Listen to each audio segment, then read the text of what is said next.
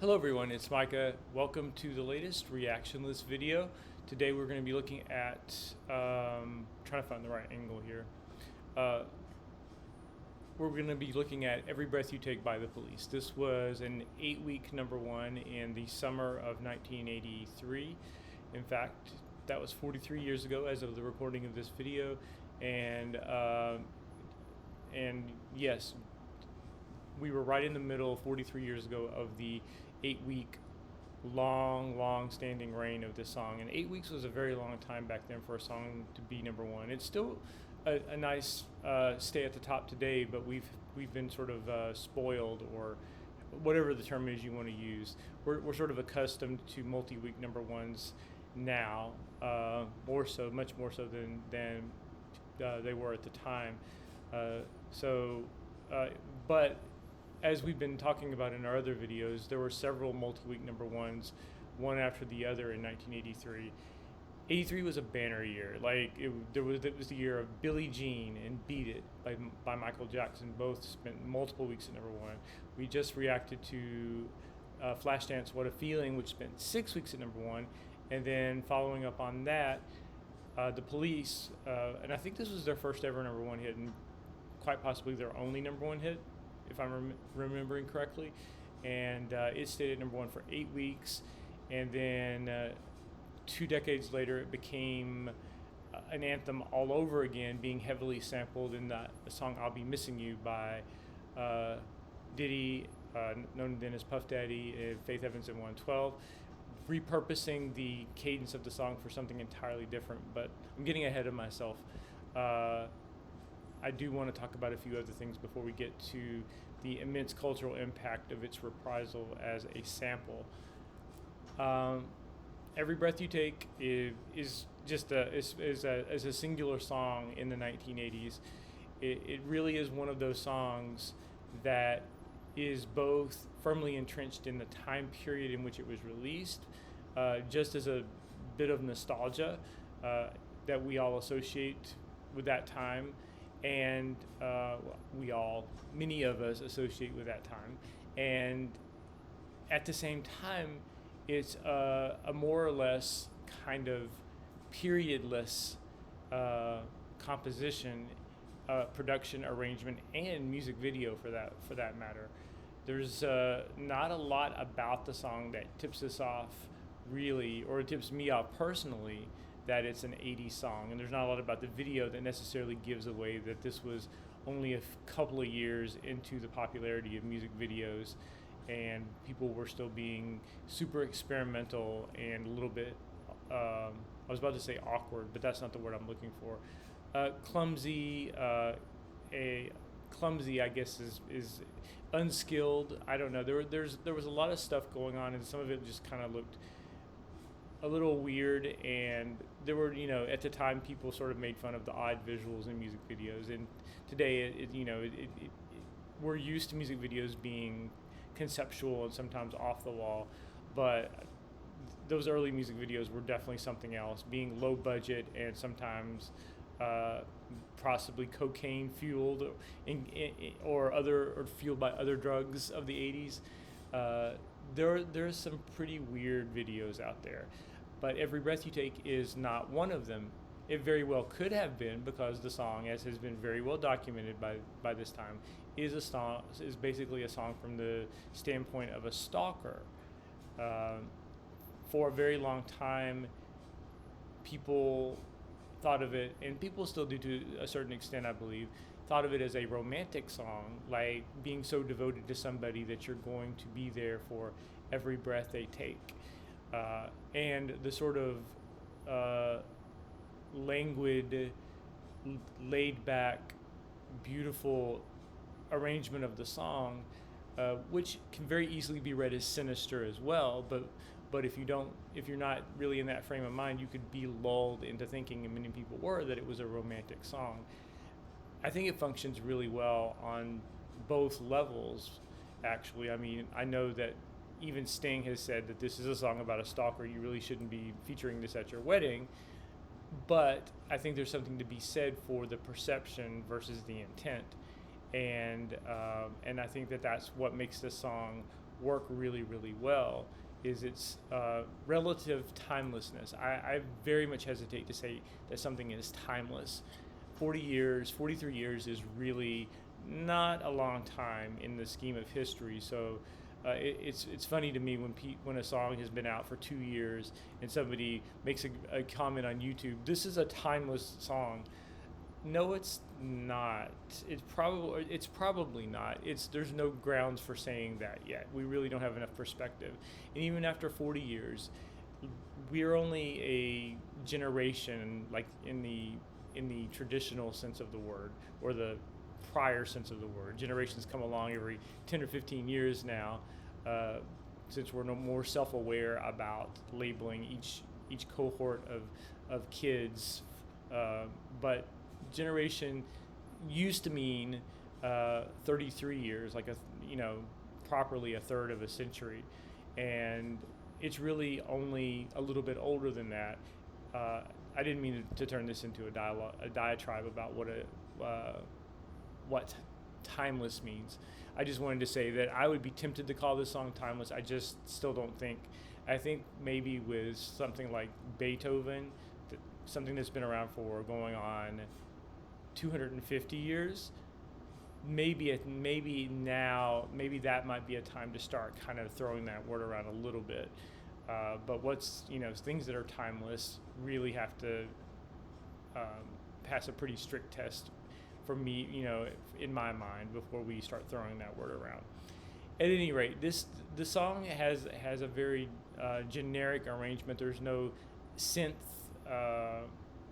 flourishes, which would or new wave production gimmicks or anything like that to give away the fact that this is a song from 1983. It's a very conservative arrangement, but it's stripped down.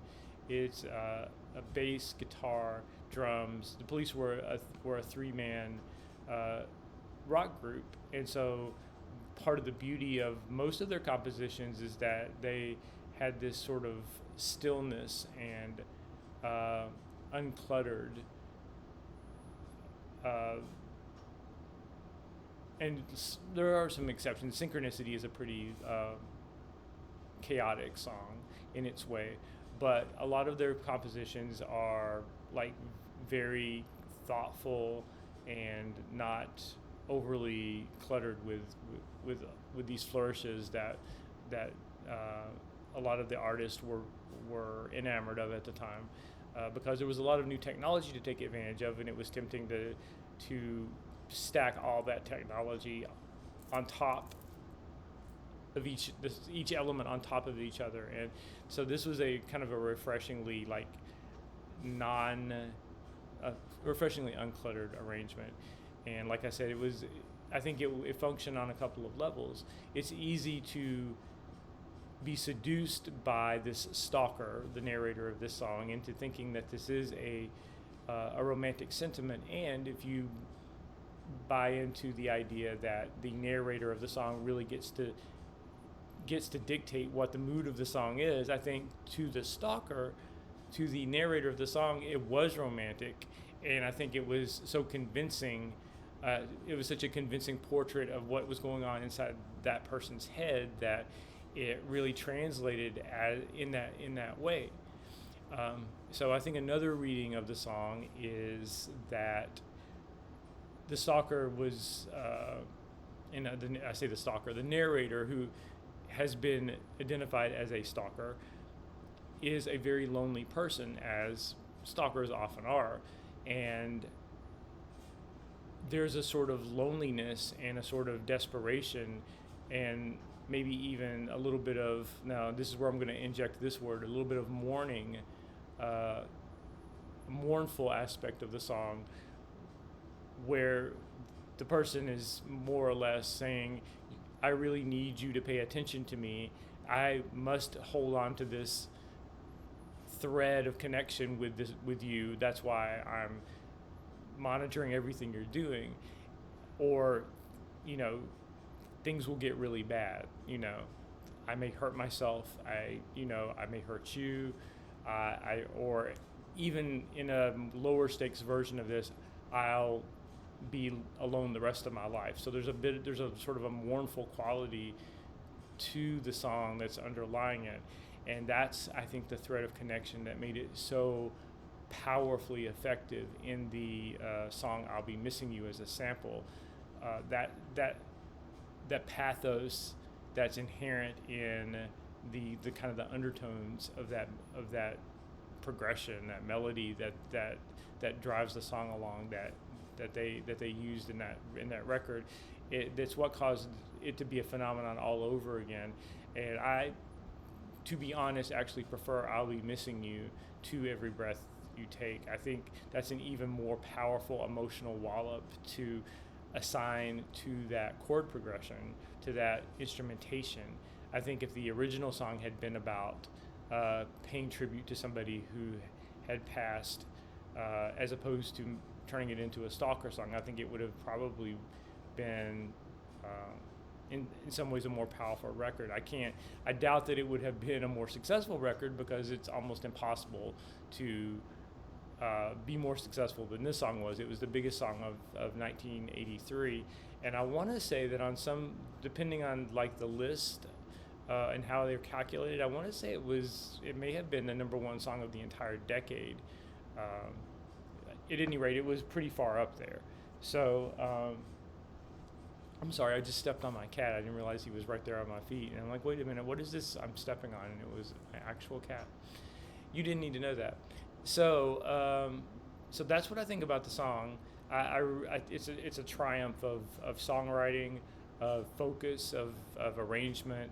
I'm not necessarily a huge fan of the Police, and I don't know a lot of their work outside of their biggest singles. The release cycle for the Synchronicity album, I really do love all of the songs. My favorite song from them was "King of Pain." I thought there was something delightfully like quirky and really, really catchy in a very unique way. I don't even know how to describe the way that song makes me feel, but "King of Pain" is one of my very, very favorite 1980s songs. And of course, Sting is a brilliant songwriter and a great singer, and so on and so on and so on. We all know about, well, again, we don't all know. Most of us, many of us know what a great musician and songwriter Sting is.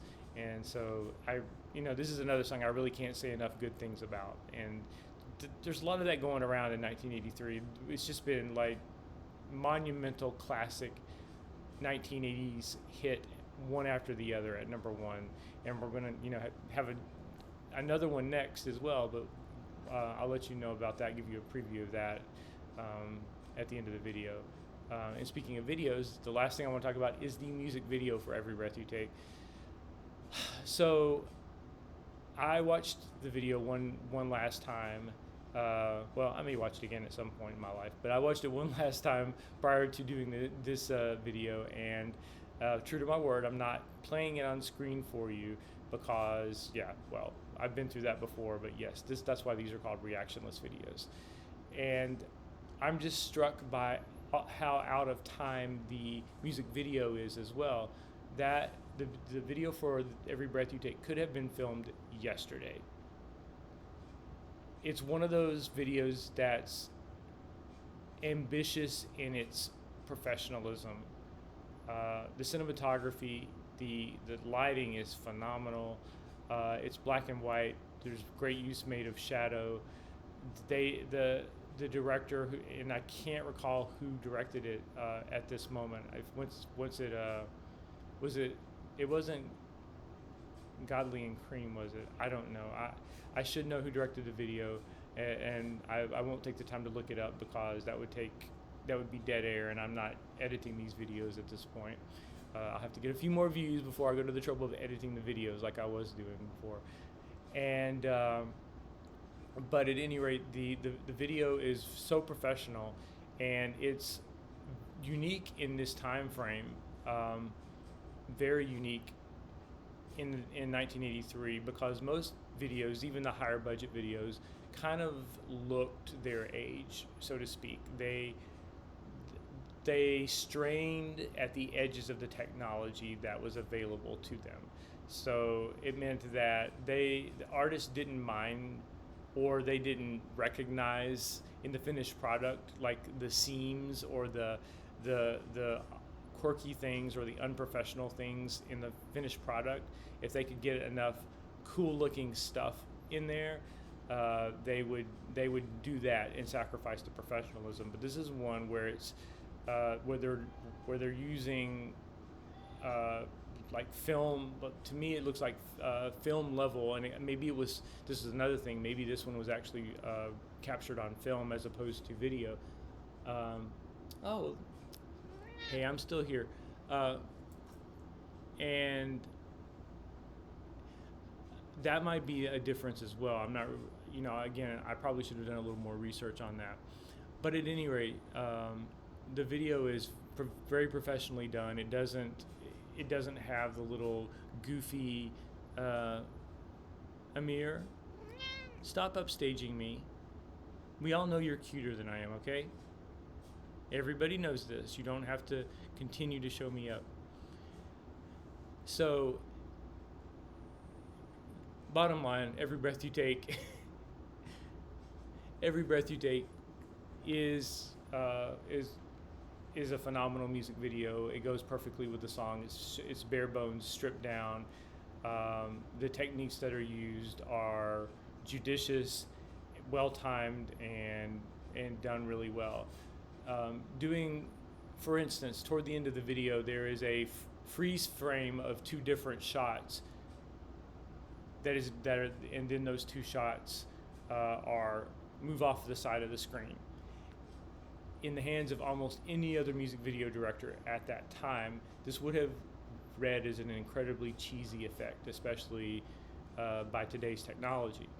But even looking at that today, it looks incredibly artful and polished, and I really can't find any fault with the video like I can with a lot of the others, where I can see things in the background which look like they cost, like a backdrop that looks like it cost $2 and was bought at Party City, or like little production flourishes that were more or less little gimmicks that were available to videographers at the time.